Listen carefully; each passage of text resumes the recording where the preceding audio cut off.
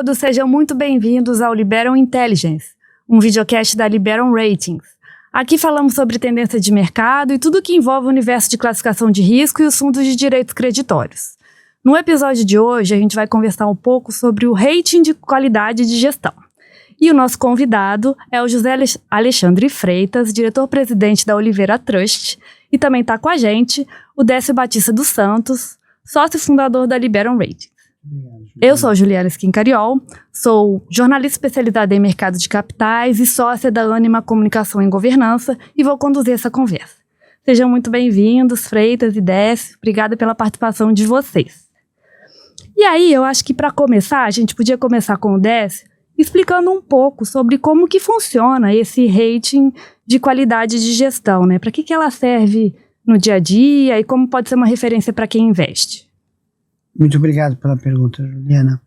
O rating de qualidade de gestão é uma ferramenta importante, não apenas para os investidores, mas para todos os stakeholders do mercado, para que eles possam verificar se a gestora, o administrador ou agente fiduciário estão realizando o trabalho como deve ser feito, né? Temos os aspectos do perfil da empresa, gestão de risco, gestão de investimento, risco operacional e compliance e desempenho. E tudo isso para verificar se o gestor, o administrador, ele está realizando o trabalho dele com um elevado grau de aderência às boas práticas de governança e todos os aspectos regulamentares que envolvem a atividade diária. Esse é o objetivo do rating de qualidade de gestão, fornecer aos investidores e demais stakeholders do mercado uma opinião independente a respeito de todas essas práticas realizadas diariamente pelos gestores e administradores. E com relação na comparação, né, quando a gente vai comparar a classificação de fundos e essa classificação da qualidade da gestão, na verdade é um complemento. Como é que funciona essa diferença? Muito boa pergunta, porque às vezes as pessoas me perguntam, não, se eu tenho um rating de qualidade de gestão, você já está dando um rating para os fundos que a nossa gestora ou administradora investe e administra? Não. Quando nós temos o rating de qualidade de gestão, nós estamos tratando dos processos e das políticas internas e a aderência de tudo isso às boas práticas de governança. O rating dos ativos investidos por essa gestora é completamente separado, é independente. E a Oliveira Trust é um exemplo prático aí de quem tem um rating de qualidade de gestão, né, Freitas? Queria que você falasse um pouco sobre essa decisão aí, o que é que impacta para vocês aí. Sim, não. Obrigado pelo convite, Décio, obrigado, Juliana. Sempre satisfação enorme poder estar do lado de um parceiro de negócio, uma pessoa com grande experiência no mercado, e a Juliana também, né? Então, muito obrigado aí pelo Obrigado a você convite. pela participação. O rating de gestão, para a gente da Oliveira Trust, funcionou de duas formas, né? A primeira, uma visão de demonstrar ao mercado todo nosso comprometimento com a governança, com as políticas, com a aderência dos nossos processos internos, com o que o mercado, no mínimo, exige como fundamental ali para você transmitir segurança, tanto para as empresas que estão captando, estão tentando obter recursos por meio de alguma estrutura de securitização, como para os investidores que têm ativos, que compram ativos que têm custódia ou são geridos e administrados pela Oliveira Trust. Então, o rating de gestão para a gente, primeiro, foi um fator preponderante para demonstrar o nosso comprometimento na governança.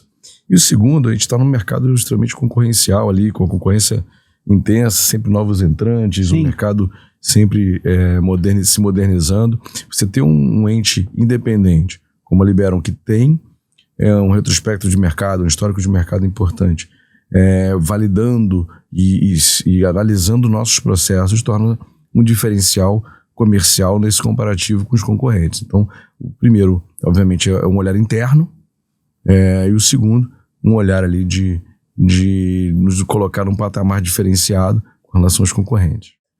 E como é que é feita a avaliação dessa? Acho que são 5 pilares, né? E é possível comparar as casas ou não necessariamente, assim? São avaliados 5 pilares.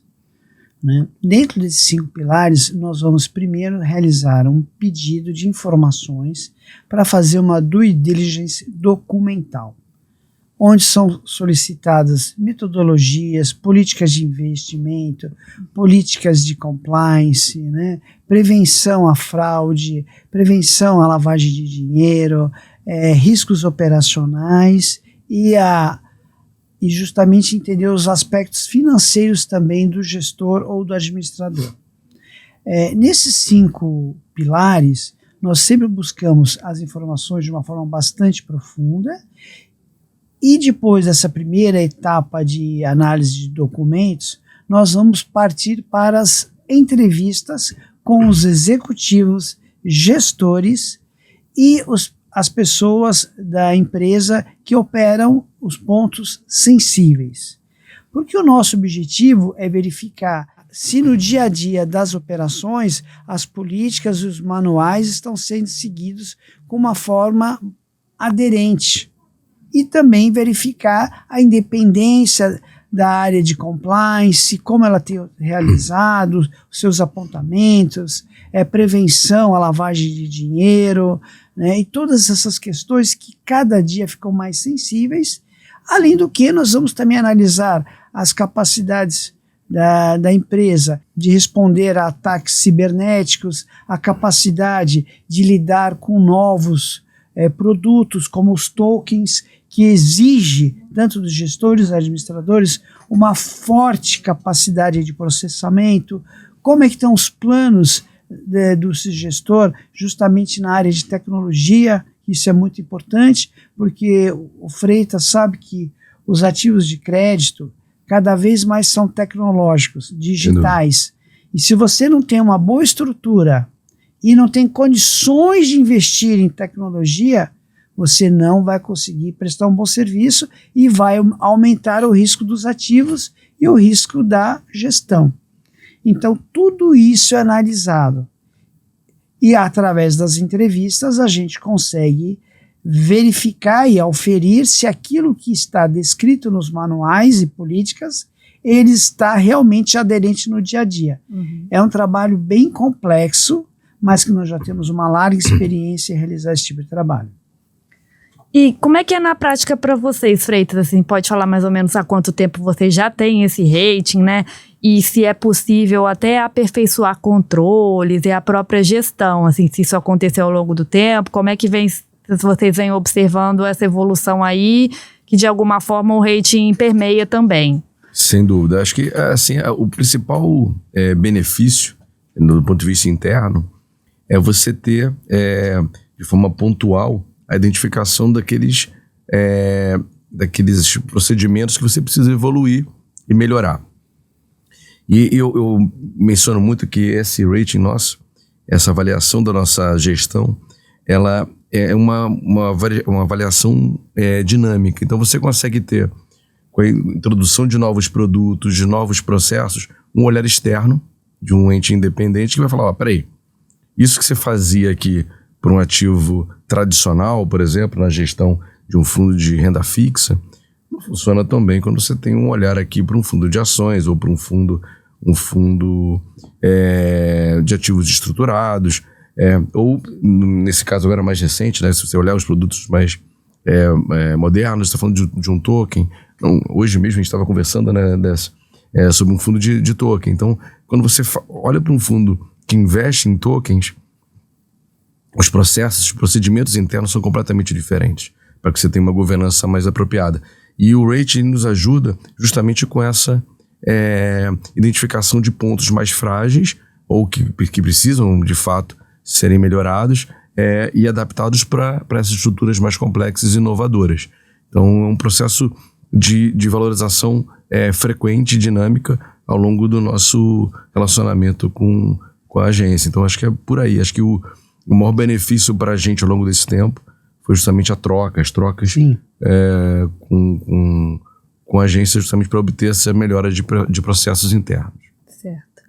E na prática, assim, o investidor institucional seria o maior interessado de que o gestor tenha um rating de gestão, né? Como é que isso conversa com a política de investimentos, né? A gente está falando aí de seguradoras, family office, fundos de pensão. Como que funciona essa relação aí? E essa exigência vem aumentando aí? Como é que é para você também na prática, Freitas, né? Você que está lidando com o investidor ali no dia a dia.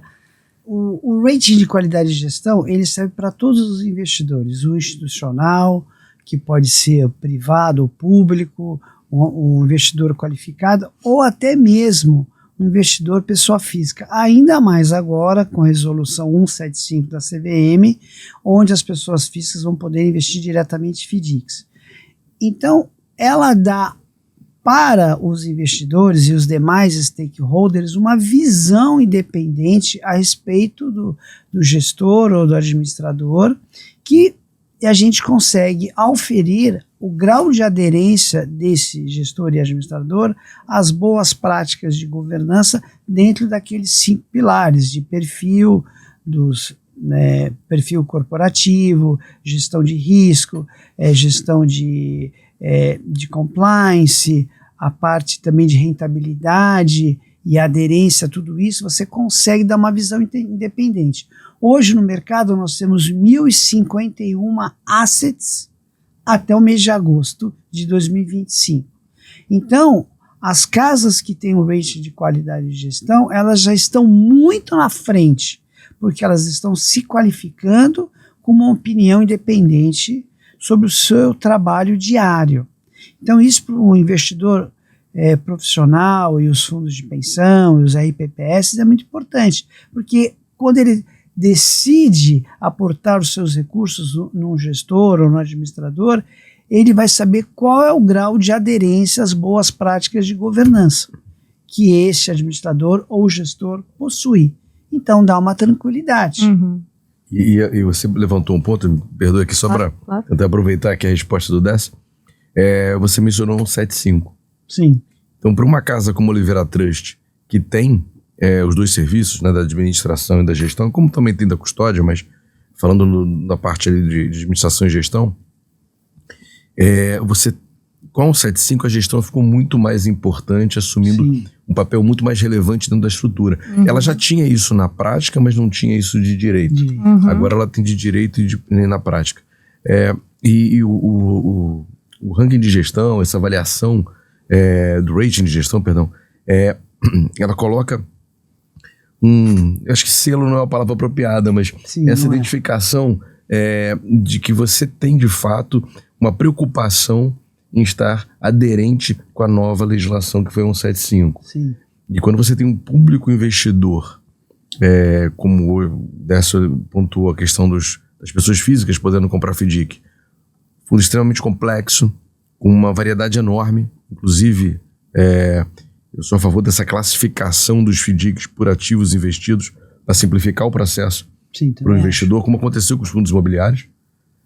Então você também tem o FDIC comercial, o FDIC de consignado, financeiro ali, consignado, pessoa física. Lá na Liberam a gente já faz essa separação. Já está lá no Liberam Science, já tem tudo separadinho. Ainda chegar, quer dizer, você já tem isso na Liberam, mas para o mercado, a princípio, você registra o FDIC. No nome do fundo tem que dizer basicamente o que você vai investir, mas agora, quando você tem a Liberam ali para você, obviamente, validar qual o tipo de fundo, o ativo, só que aí já é o rating do fundo, né? Sim, sim. Aí já é um segundo... Uma segunda camada. Uma segunda camada. E tudo isso vai adicionando proteção e transparência para o mercado de capitais. Porque é essa transparência e essa governança que vai fazer o mercado de capitais crescer de uma forma segura, cada vez mais. Porque hoje o mercado de capitais ele está trazendo cada dia mais operações do sistema bancário tradicional. E a melhor forma de você construir um mercado de capitais sólido é com transparência e governança. Isso é que vai tornar o mercado de capitais brasileiro cada vez mais robusto. E você sente na hora que você vai sentar com o investidor, assim, que existe essa demanda já por esse tipo de avaliação, assim, ou você acha que é uma tendência que a gente vai ver as próprias políticas de investimento passando a exigir essa avaliação? Qual é a sua opinião? Eu acho que é um fator importante para a venda. Então, no aspecto comercial, ter a identificação ali de uma agência independente avaliando os seus processos se torna um ponto importante no aspecto concorrencial, mas é uma tendência. Na verdade, hoje o investidor ainda não exige que você tenha, tanto que hoje você tem um universo ainda diminuto das gestoras. Sim, uns 11% no máximo. 11%. A tendência é que isso número aumente sensivelmente nos próximos anos, ainda mais com o advento da 175 nos últimos anos. Então acho que ela veio por etapas, né, por modalidade. Mas eu sinto que o mercado ele valoriza o fato de ter. Ainda não te exige que você tenha. Não é um pré-requisito, mas é um ponto favorável para a sua escolha. No caso do Oliveira Trust, a nossa gestão ela é não discricionária nos fundos. A gente assume esse papel quando eu já tenho o ativo previamente identificado, ou os ativos que eu pretendo, que o fundo pode comprar, e eu não vario muito em cima daquilo, apenas no aspecto formal. E aí, justamente, o processo é mais importante do que a criatividade do gestor na escolha do melhor ativo. Então, como é uma gestão de processos, aderente a um modelo da Liberon seria mais um fator positivo na nossa concorrência. Certo. E quando vocês fazem a avaliação dessa, assim, quais são os pontos frágeis que vocês costumam identificar, pontos de melhoria, assim, como é que o mercado tem, enfim, se comportado mesmo com relação a isso? Não, o mercado tem se comportado de uma forma, assim, adequada. A gente percebe dos gestores cada vez mais essa vontade de transparência e fazer as coisas como elas têm que ser feitas. Às vezes o que nós encontramos em casas menores que ainda não têm uma musculatura financeira adequada, controles mais frágeis, mas muito mais por uma questão de não ter uma estrutura financeira para suportar tudo isso do que outras coisas, e aí a gente aponta o que precisa ser melhorado e na maioria esmagadoras os gestores vão seguindo esses apontamentos. Assim, a gente não diz o que tem que ser feito, nós apontamos os vetores que impedem o rating de qualidade de gestão de ter uma nota melhor, e onde aí a gestora precisa trabalhar. Lógico, ela vai ter que obter os recursos financeiros para investir no cada vez mais, né? Mas isso tem sido caminhado de uma forma bastante positiva. E uma evolução óbvia é quando você eleva a nota, né? Sim. Mas na prática, para quem está de fora, assim, como é que esse público externo consegue observar a evolução dessa avaliação? Falando dos investidores? Isso. Os investidores, quando eles a Liberon Ratings, desde o início, nós sempre tivemos uma preocupação de fazer relatórios transversais e profundos, onde a gente procura colocar em nossos relatórios informações bastante, assim, amplas, e ao mesmo tempo a gente mergulha nos detalhes, porque nós sabemos que os investidores eles querem entender. Quando a gente coloca, por exemplo, uma nota como a M2 da Oliveira Trust, que é quase o topo, ele entendeu que está quase no topo, mas o investidor quer saber por que e como nós chegamos a essa conclusão. Então você tem que ter um relatório com uma análise transversal e profunda para poder o investidor compreender que essa nota ela tem um fundamento, e os fundamentos estão descritos passo a passo no processo do relatório de rating, da leitura do relatório. O investidor consegue perceber por que nós atribuímos uma nota a M2, a M3, a M1, a M4, né, a M5, que é a nota mais baixa, né? Ele consegue perceber isso através da leitura do relatório. E como o Freitas mencionou aqui, os pontos, né, de melhoria ajudam muito quem quer melhorar todo o seu processo e subir cada vez mais a sua governança. Porque assim, a governança nos dias atuais, conforme o tipo de ativo, ela muda.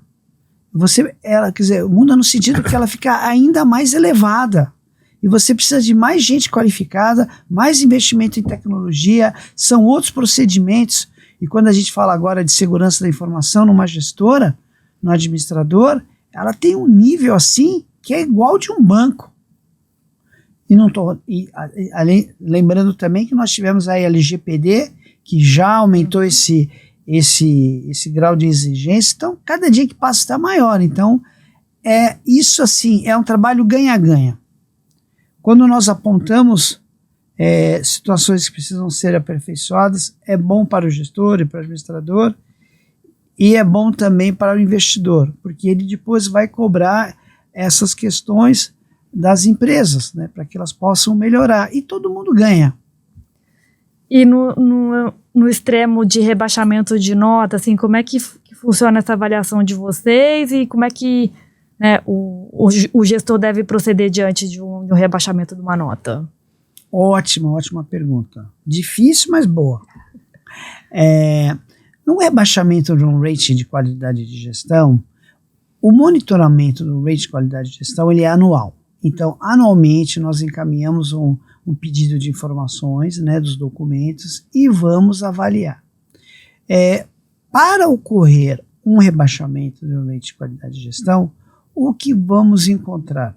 Muito provavelmente, uma falta de aderência, né, dos processos ao que está descrito nas políticas, nos manuais, ou por algum caso, né, que surja de repente e que aí você vai perceber e vai se materializar que o que estava descrito nos manuais e nas políticas internas de risco e de proteção à lavagem de dinheiro não foi observado.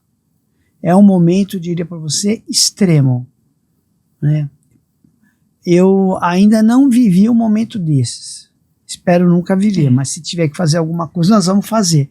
Mas é porque aquilo que está descrito nas políticas, nos manuais, não foi observado na prática diária. Faltou uma aderência às boas práticas de governança e também às regulamentações.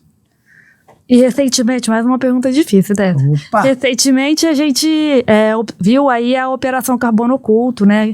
Que revelou problemas de compliance na Faria Lima. Assim.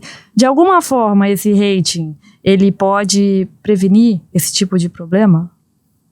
Não tenho dúvida que sim, pode prevenir. Porque quando o trabalho de rating de qualidade de gestão, ele é bem feito, as perguntas são bem elaboradas, e você verifica os manuais, se eles estão assim atualizados ao que o mercado exige, ou então a vocação daquela casa. Então, se eu tenho uma casa que tem uma vocação para FIPS, é diferente as perguntas que nós temos que fazer numa casa que tem uma vocação para gestão de FDICs, de recebíveis comerciais. São perguntas diferentes. São materiais diferentes que você tem que observar. Então, sim, um bom rating de qualidade de gestão, um rating bem feito, você pode ajudar muito a empresa e pode pegar algumas falhas no processo, né? Que às vezes não são intencionais, mas ocorrem. Mas você pode pegar e assim vai melhorar os controles. Não tenho dúvida que sim. E como é que você vê essa operação Freitas, assim, né, que expôs algumas fragilidades, né? Como é que você vê a exposição do mercado como um todo, né? O que pode mudar na indústria diante desse fato? Assim, do ponto de vista de imagem, é muito ruim. Você ter alguma... Quando isso acontece com uma instituição, já é muito ruim. Como você colocou, a Faria Lima sofre ali as dores quando você tem um ente passando por uma situação desse tipo. Você imagina, foram 4 ou 5 empresas de mercado citadas e mencionadas dentro da operação. Eu não tenho detalhes, aí não posso falar especificamente sobre o caso, mas... E a gente não tem nem também, não foi concluído nada disso, né? Só a operação que aconteceu até o momento dessa gravação aqui, pelo menos, né? Mas o que eu posso depender disso é que realmente decorre de falhas de processos, de verificações e que talvez identificação de beneficiário final, identificação de quem de fato é o cotista, etc., o investidor, para onde vai o destino daqueles recursos, essa follow the money, né? Você conseguir seguir o dinheiro ali desde a sua origem até o destino final e a aderência dos processos, porque um fundo tem sua política de investimento previamente identificada no regulamento e faz parte de uma atribuição do gestor, talvez a mais relevante delas, é que aquilo que você vendeu, de fato você entregue. Ou seja, se o seu fundo investe em direitos creditórios comerciais, ele não tem que estar comprando precatório. Né? Então, aí é uma falha de fato que se encontrado uma falha desse tipo numa estrutura dos fundos, realmente denota um risco relevante dos gestores. No caso específico dessa operação, o que se noticiou foi mais voltado para a parte de controle de passivo e de alguns investimentos no ativo, né? Mas vamos aguardar aí, né, para ver. Mas para a Faria Lima é muito ruim, né? Para o mercado péssimo, é muito ruim. Mas, então agora falando de coisas positivas, né? Sobre o futuro mesmo do mercado de capitais, né? O Décio falou um pouco aí de tecnologia, uso de blockchain, assim, como é que vocês estão vendo esse futuro aí no mercado de capitais e como que impacta o negócio de vocês, né? Como administradores, como gestores? A gente, eu digo que a gente nunca sabe o dia de amanhã em termos no aspecto só de tecnologia ou de criatividade no mercado, mas também do ponto de vista de legislação. Hoje a gente está um ano, inclusive, de mudanças no aspecto tributário. A gente viu aí IOF para FDIC, ativos isentos passando a ser tributados aí no ano que vem. Então, essa mudança afeta diretamente a cabeça dos estruturadores e, de fato, dos administradores e gestores, Sim. porque você tem que escolher o produto que melhor. Não adianta você idealizar um produto magnífico que não tenha um comprador por questões de rentabilidade ou aspectos fiscais. E o que a gente tem imaginado aí para o futuro é que realmente, e aí me baseando também um pouco na nossa taxa oficial de juros, que atualmente está em 15%, a manutenção dela e a queda parece que deve ocorrer só no ano que vem. E aí, em função disso, a tendência é que os ativos de renda fixa continuem extremamente demandados, aí, procurados, e seja o instrumento mais atrativo para o investidor. E aí, no instrumento de renda fixa, você vem os FDICs, que tem as melhores taxas de rentabilidade, tanto para o investidor como para os tomadores, saindo desse modelo bancário, e as operações tradicionais aí de securitização, do CRI, o CRA e as debêntures estruturadas. Eu acho que esse deve ser o caminho para os próximos meses e, do ponto de vista de modernidade, a tecnologia aí ajudando bastante nos processamentos dessas carteiras, porque você vai precisar cada vez mais de velocidade para processar, para controlar os processos e para processar as carteiras, e também para atender os novos produtos que vêm aí. Vem os tokens, já são uma realidade, e quem não tiver com a blockchain dia ali, não tiver com a tecnologia apurada, não vai conseguir pegar esse avião, não. Vai ficar parado na estação, né? Exato. No aeroporto. O avião vai embora, você fica lá com suas malinhas lá. Aumenta o grau de dificuldade da avaliação também, né, Décio? Porque tem muito mais questões aí para serem verificadas. Sim, não. Na visão da Liberum, o mercado de capitais brasileiro ele vai crescer, o principal ator vai ser o FDIC, né? Nossa visão. A nossa aposta, que a gente vem falando a diversos programas, é que no ano que vem ele vai romper a barreira de 1 trilhão. Não sabemos quando, se no primeiro semestre ou no segundo, mas a gente acredita que vai romper a barreira de 1 trilhão de reais. Os ativos digitais, eles vão ter uma importância gigantesca nisso, como também os FDICs das grandes companhias, né? Os FDICs high grade, como a gente está chamando lá na Liberum, também vão ter um grande impacto nisso para aumentar esse volume. Nós acreditamos que vai ter uma redução do mercado de debêntures e vai ter uma ampliação do mercado de FDICs das grandes companhias. Essa é a nossa visão, e também os FDICs que estão por aqui FDICs de créditos digitais vão crescer enormemente. Concordo plenamente, inclusive, com o juro alto, um juro ainda de 15% ao ano, você vê que os grandes tomadores, as grandes empresas, elas fogem um pouquinho de capital, usam outros instrumentos para obter recursos, para financiar seus projetos, ou retardam até os seus projetos, mas quando a taxa começa a embicar, isso a gente deve assistir no ano que vem, você vai começar a ver grandes empresas usando o FDIC de novo para captar. Isso é uma certeza, sem dúvida, para o ano de 26. E já vai ser o FDIC tokenizado? E alguns FDICs tokenizados, sim. Acho que o token é a representação digital de um ativo, né? É um ativo do mundo real. E quando você... Hoje quem utiliza acaba querendo sair do mundo bancário para tokenizar duplicatas, etc. Ativos mais tradicionais. Mas eu acho que os grandes empresas elas vão usar o instrumento de tokenização para atingir um outro público investidor. Aquele que quer operar de fato e adquirir ativos digitais. E ele está de fora do mercado de capitais ainda? Ou não Muitos estão de fora. Se você olhar o público de bolsa, ele ainda é metade do mercado de ativos digitais hoje. E a tendência é que esse número fique cada vez mais distante. É óbvio que se a bolsa começar, quanto mais moderna ela estiver, admitindo negociações 24/7 e outros ativos, a tendência é que haja um merge aí, né? Uma junção, mas nesse momento há uma distensão. E nós não falamos, e me ocorreu agora, que quando a gente participa de ativos digitais, nós não estamos mais falando apenas de investidores brasileiros. Não. Nós estamos atraindo investidores do mundo. Qualquer lugar, né? Dos Estados Unidos, da Europa, da Itália, do Japão, da África, da Ásia.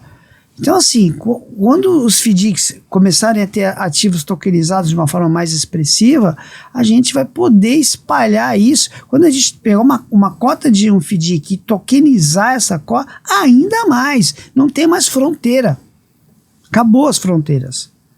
E aí, mais importante, o rate de qualidade de gestão, porque não quer dizer que uma pessoa que está na Ásia vai pedir o rate de qualidade de gestão da Olivera Trust, mas um grande investidor que compra tokens porque quando ele precisar vender no mercado secundário na Europa ou nos Estados Unidos, vai pedir, porque aonde estou comprando esse token?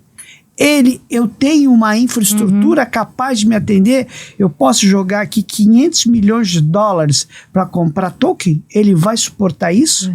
E não basta só ele dizer que pode, né? Isso, não basta só ele dizer. Então, assim, a gente vê que o rate de qualidade de gestão ele é cada vez mais necessário, que o mercado vai crescer para ativos digitais que vão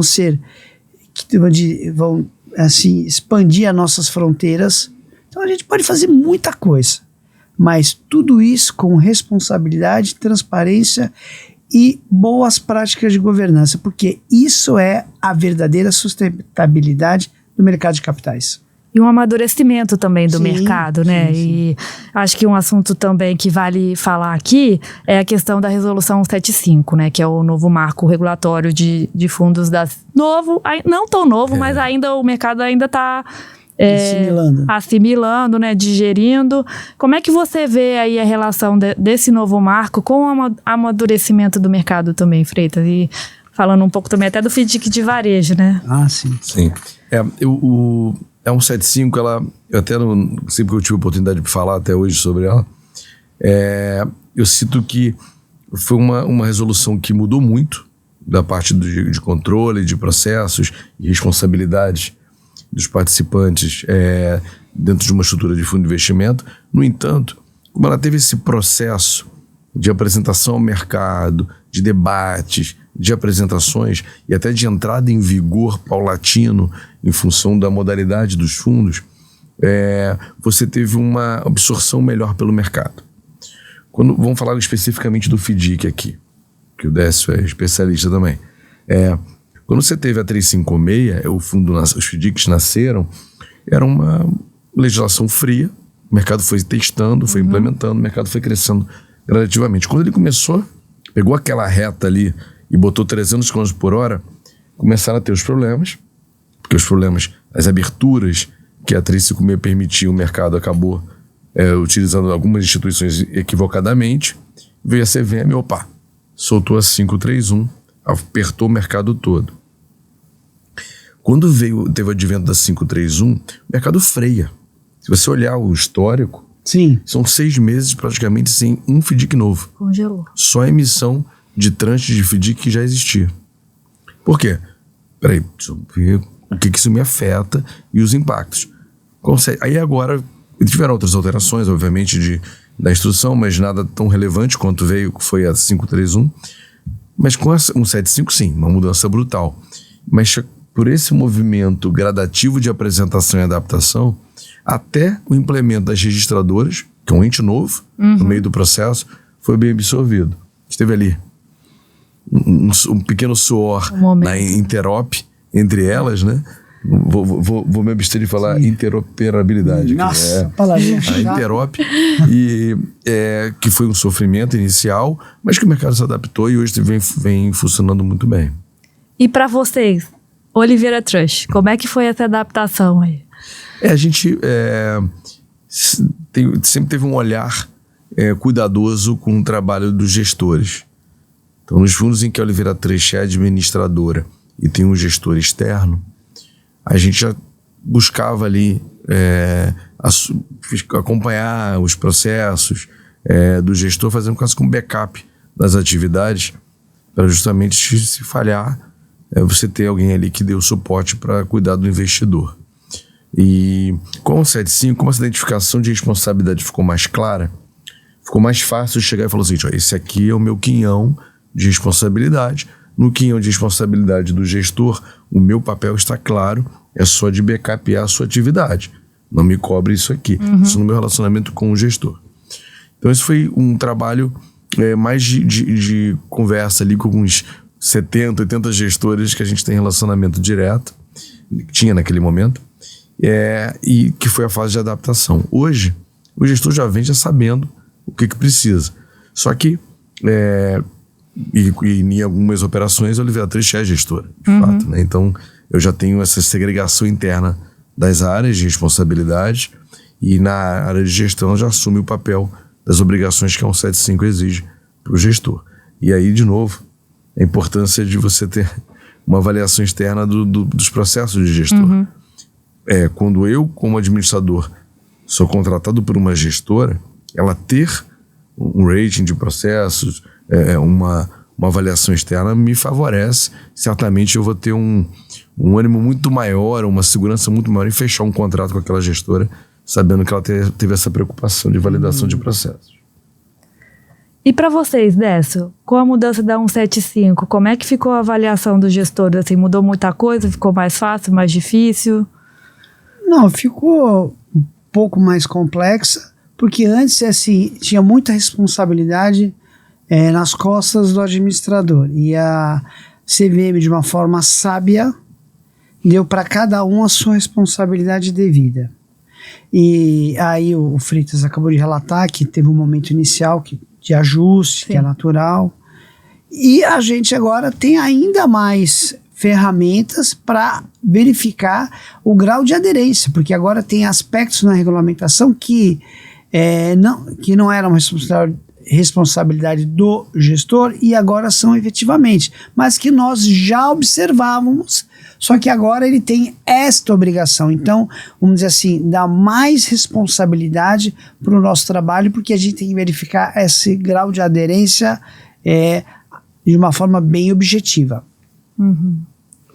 Eu queria que você falasse, Freitas, um pouquinho sobre o perfil dos FDICs que vocês têm, como é que vai ser a expansão dessa carteira, o que vocês estão esperando? Já estamos terminando 25, 26, 27, como é que estão as expectativas? Juliana, a gente tem um histórico de atender nos nossos FDICs todas as modalidades de direitos creditórios. A gente faz, quando volto lá para 2004, 2005, a gente fazendo os FDICs de duplicatas, FDICs de consignado, que era o que o mercado inicialmente, financiamento de veículos, que eram os produtos principais dos FDICs. E aí depois veio o advento da 444, a instrução da CVM, que autorizou os fundos não padronizados, os FDICs não padronizados, em especiais de precatório. o 001 não padronizado, foi a Oliveira Trust quem fez. Porque a gente, me lembro. Foi Aquele FDIC do Deutsche? um FDIC da Polo Precatórios. Sim. Foi o 001. Isso o mesmo. primeiro FDIC não padronizado Eu não lembrava registrado nem mais disso. na Faz CVM. tempo, hein? Tem tempo, Tô 33 anos de mercado aqui. Né? Primórdios dos FDICs. Exato. E aí esse FDIC de precatório mostrou que a gente tinha que ter uma segregação interna para atender os FDICs financeiros e os FDICs jurídicos. Esses que têm como lastro ativos claims, contratos em execução, precatórios, e a gente fez essa segregação. O último movimento agora, os mais, aí antes, o penúltimo movimento, foi para os FDICs de meio de pagamento. As grandes operadoras, Cielo, credenciadoras, As fintechs também, né? as fintechs, começaram a fazer vários FDICs, a gente foi conseguindo fechar e administrar esses fundos. São fundos de volumetria intensa, de controle intenso de carteira, com horários de processamento bem 4 restritos. liquidações por dia, alguns, né? Nossa, tinha um FDIC que em 2017, quando a gente começou esse FDIC, ele demorava 8 horas para processar.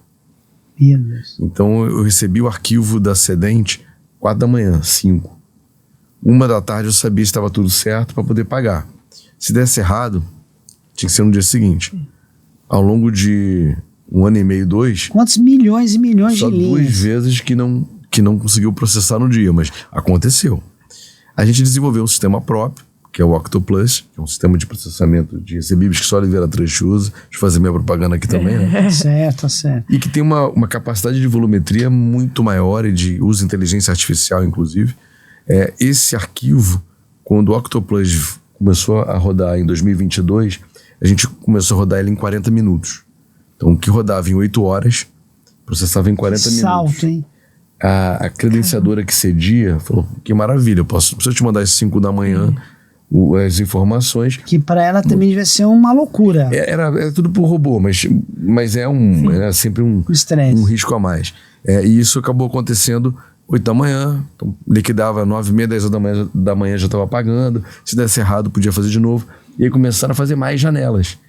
Como você colocou, às vezes tinham 2, 3, 4 janelas dentro do dia dessa mesma credenciadora. Hoje, com a evolução nos últimos 3 anos, esse arquivo roda em 18 minutos. Então, o que era 8 horas, virou 40 minutos em 2022. E hoje são 18 minutos, o mesmo arquivo.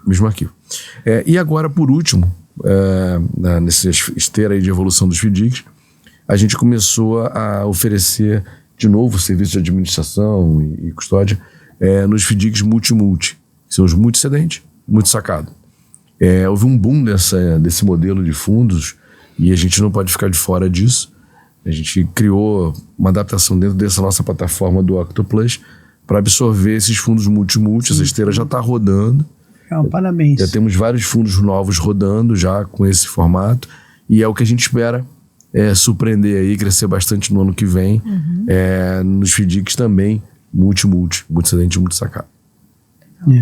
É isso aí. E queria que você falasse um pouquinho sobre a sustentabilidade financeira da Oliveira Trust, como é que estão os planos de vocês para o IPO, né? A janela está fechada, mas já está começando a se falar numa possibilidade de reabertura. O que vocês estão planejando? Falar da Oliveira Trust, eu estou lá há 33 anos, então fica fácil falar sobre a nossa empresa, mas sustentabilidade tá no trust ali, tá na confiança. É uma empresa que tem 130 trimestres consecutivos de lucro. São mais de 30 anos dando lucro todo trimestre. A gente passou aí por trocas de moeda. Estou falando antes do Plano Real, né? Algumas, né? Impeachment de presidente, eleição, governo de um partido, do governo de outro partido. Várias questões, crises na Rússia, na Ásia, na Argentina. Crise do México. Dólar que dispara, dólar que cai. Bolha várias da questões. Exato. Várias questões, greve de caminhoneiro, tem tudo que a gente pode ouvir aí, lembrar da crise do agro, né? Foram várias crises e a gente nunca deixou de entregar o resultado. É uma empresa que foca em contratos, nossos contratos são basicamente de longo prazo e a gente tem um CAGR, né? São 22,5% de crescimento dos últimos 18 anos. Então, nossa média anual de crescimento é de 22,5%. A gente espera manter esses números aí para os próximos anos, basicamente escorado nos produtos digitais, nos produtos novos e surfando a onda dos produtos de renda fixa, que é o core principal da Oliveira Trust. E quando eles fizerem o IPO, vai mudar alguma coisa na avaliação do rating não falei do de IPO, gestão? né? Eu não falei do IPO. Falou do IPO, não falou. Então, eu posso puxar a bola para mim de volta aqui? Pode, por favor, Então, fica à vontade. Desculpa, você respondeu a pergunta. Mas o IPO, a gente sabe que pelo tamanho da companhia, a gente vai estar provavelmente na segunda onda dos movimentos de IPO. Continua sendo um desejo nosso, dos sócios, fazer esse movimento, dividir com o mercado as ações da companhia, permitir que o mercado seja sócio da Oliveira Trust. Só que eu imagino que isso deve acontecer só lá para 27. Mas é um cenário que continua a gente continua como um registro de companhia aberta, não cancelamos, esperando o momento que eu acho que 2027 talvez seja um ano propício. Agora, desculpa aí. Como é que vai ser a avaliação depois da abertura de capital? Juliana, eu não posso antecipar isso, mas eu vou dizer para você assim, que a Oliveira Trust já está com um carro, com o tanque abastecido, o motor ligado e a porta aberta para que os investidores possam entrar e muito provavelmente será uma avaliação positiva. Mas ainda não posso antecipar, porque a gente tem que esperar um momento. Mas tudo indica que, como o Freitas acabou de dizer, 130 trimestres de resultado positivo, eu acho que o IPO vai ser a cereja do bolo e vai coroar todo esse esforço do Mauro Sérgio, quando fundou a empresa, há 33 anos atrás. O Oliveira, ele é o Oliveira. É o Oliveira, do Oliveira Trust, né? Que vai ser, assim, coroado com muito êxito nesse IPO, o que a gente espera. Né? E muito provavelmente terá um impacto positivo, mas ainda não posso antecipar. Então fica até o convite para uma nova conversa quando isso acontecer, pós-IPO. Né? Isso. E acho que é isso, assim, o tempo está esgotado, né? Já falamos bastante, várias informações aí bem relevantes para o mercado e para quem quiser continuar aí conhecendo, se aprofundando também, a gente faz o convite para acessar o site da Libero, as redes sociais da Libero, que tem bastante informação. E agradecer mais uma vez o Décio, o Freitas e até a próxima. Muito obrigada. Nós que agradecemos a oportunidade de estar aqui com você, Juliana. Muito obrigado. E obrigado, Freitas, por aceitar o nosso convite. Eu que agradeço. Um parceiro de longa data. Continue assim. Será. Obrigado.